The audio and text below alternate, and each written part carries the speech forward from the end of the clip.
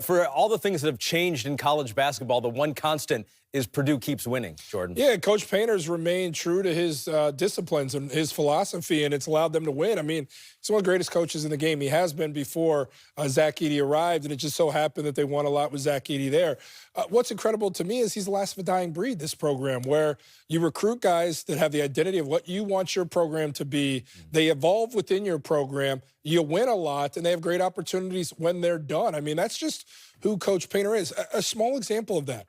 Zach Edey took 2 threes in college basketball. Zach Edey also didn't become so big where he just decided to chase money elsewhere. He knew he had it well. Yeah. He knew that him playing on the low block allowed them to win, and they won a lot. Then he went to the NBA. He's taken 28 threes. He showed that side of the game. He always possessed it, but he knew with Coach Painter's group, that's how they could win. And it's awesome to watch. Keep them together. I see it as Coach Painter staying true to his identity. And when I see him in that interview and we talk about recruiting, it reminds me that he and I are the same age, and he got a lot more grades than I do. And the thing about recruiting these young people, here's a question I would have asked him. So if Ace Bailey and Dylan Harper would have wanted to go to Purdue, would he have taken them? I don't think so.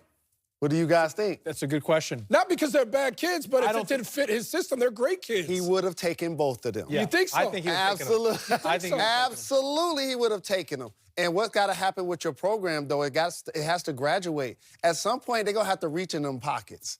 Ain't no way around it. If you're going to compete consistently in the NCAA for the top players, you're going to have to compete with the NIL. But there's certain ways of getting talent. Look, those are 2 great players. Everybody would want to have them. That's no knock on them. But I guess what I'm saying is I think the secret sauce that's been there is it hasn't been too lopsided. It's been a roster construction that has worked from 1 through whatever the rotation is, 7, 8, 9 guys. And I think that's where he's really won there.